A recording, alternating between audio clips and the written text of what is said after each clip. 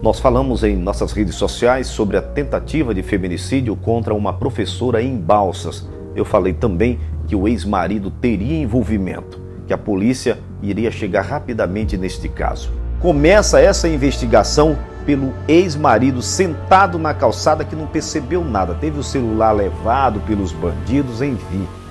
Você ouviu que na matéria eu falei que os bandidos também levaram o celular do ex-marido dela que estava sentado lá na calçada?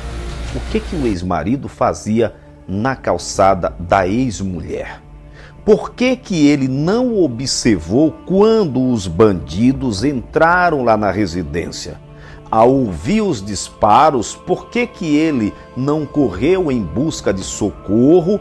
Ou por que ele não correu para tentar socorrer a mulher e as crianças que estavam lá dentro de casa? É algo inexplicável, né?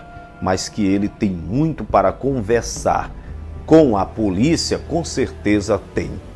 A Polícia Civil do Estado do Maranhão anunciou na terça-feira a prisão preventiva de 2 suspeitos de envolvimento em uma tentativa de feminicídio contra a professora Edmires de Moura Barbosa, lá em Balsas, no sul do estado. O crime ocorreu no dia 25 de março, quando a vítima foi atingida por 3 tiros dentro da sua própria residência. E o pai dos filhos da professora estava sentado na calçada. Nada fez. De acordo com informações divulgadas na manhã desta quarta-feira, dia 5, em coletiva de imprensa, o delegado regional de Polícia Civil em Balsas, Fagner Vieira, disse que um dos suspeitos envolvidos no caso é o ex-companheiro de Edmires Barbosa, Ledson Rodrigues de Oliveira, também professor e pai das crianças. Nós decidimos representar pela prisão temporária, tanto da pessoa que estava com o veículo no dia do crime. Se trata de Johannes Leite da Silva, morador lá do Manuel Novo e colega de trabalho da pessoa que utilizava o carro, né? De quem ele tomou o veículo emprestado. Com relação ao ex-marido, o Ledson, desde o início nos chamou a atenção a alguns episódios muito incomuns, como ele relatou, né? Ele foi ouvido no primeiro momento na qualidade de testemunha e acreditávamos que ele podia ser uma testemunha-chave, uma testemunha fundamental, mas ele pouco se recordava do fato e pela dinâmica de como tudo aconteceu, a gente nos chamou a atenção algumas incoerências, algumas situações em comum. Em primeiro lugar, que ele chegou antes do veículo e disse não ter percebido a chegada do veículo, embora ele estivesse na frente do condomínio. Ele declarou que não viu a entrada do criminoso, disse que ouviu os disparos quando estava lá fora, mas estranhamente, mesmo depois de ouvir os disparos, ele aguardou que o criminoso voltasse e sem que o criminoso anunciasse assalto ou exigisse alguma coisa, ele entregou os pertences. Então parece que se forçava uma situação para parecer um latrocínio, uma tentativa de latrocínio. Outro fato é que ele relutou em prestar socorro à vítima, apenas o fez depois de muita insistência da filha dele e também depois que a própria vítima ferida pegou as chaves do carro e entrou no veículo. Ele então resolveu dirigir o veículo até a UPA para socorrê-la, mesmo ela pedindo que levasse até o Hospital Balsas Urgentes, que é o hospital de urgência e emergência. Ele decidiu levar para a UPA. É algo ainda a ser, algo também um indicativo de que talvez ele pretendesse que ela morresse. E ali, depois de ele deixar o carro lá na frente da UPA, esse carro foi uma amiga da vítima e dele, inclusive, amiga da família, foi buscar o veículo e encontrou sobre o banco do motorista do veículo uma chave com um controle do portão do condomínio da Edmires.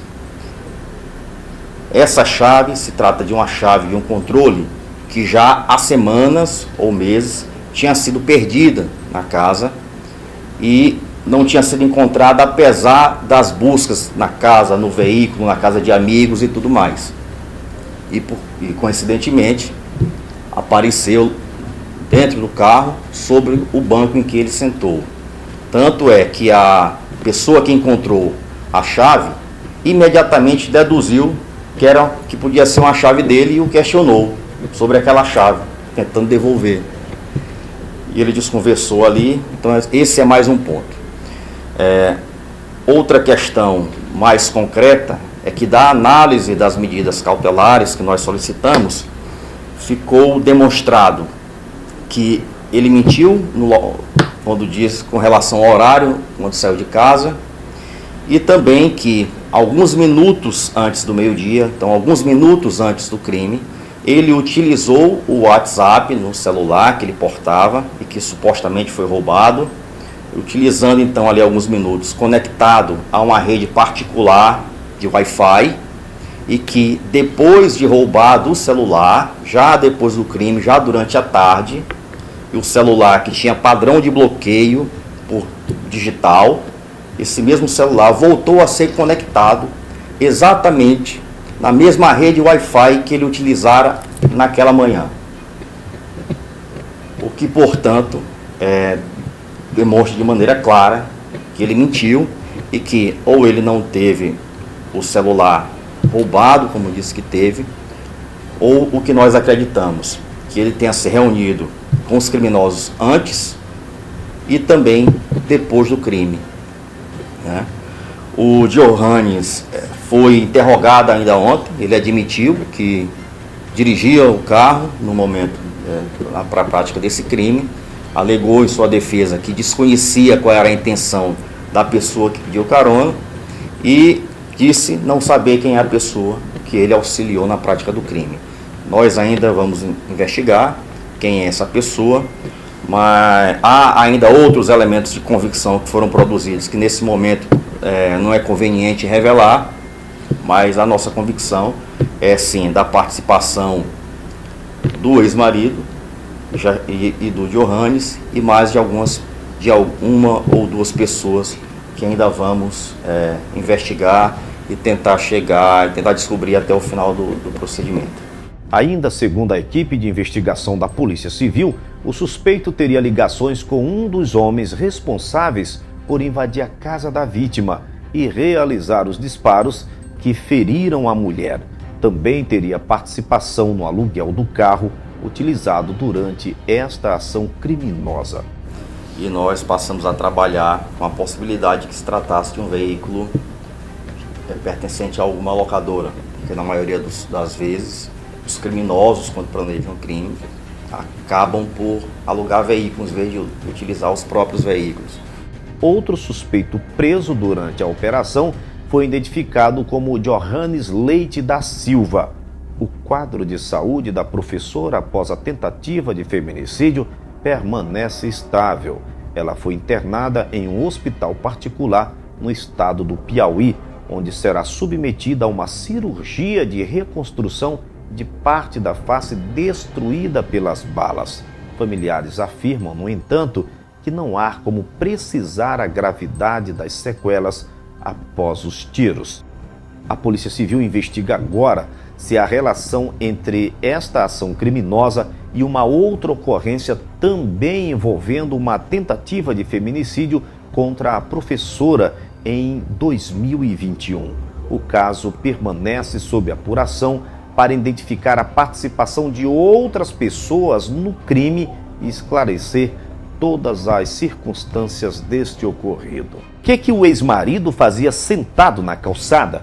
Por que não saiu em socorro dos filhos e da ex-esposa? Esperou até a consumação do fato para os bandidos levarem seu aparelho celular na tentativa de desviar as investigações. E eu falei aqui na reportagem passada, é só a polícia apertar um pouquinho que ele vai entregar o jogo. Tem envolvimento, sim senhor, uma coincidência muito grande. Ficou sentado na calçada, paralisado, sem poder fazer absolutamente nada. Estava na cara que ele tinha e que ele tem com certeza envolvimento. E se a polícia apertar mais um pouquinho, provavelmente vai encontrar alguma coisa de 2021. De forma perversa e muito cruel. Aquele velho ditado que os machistas usam: se não ficar comigo, não fica com ninguém.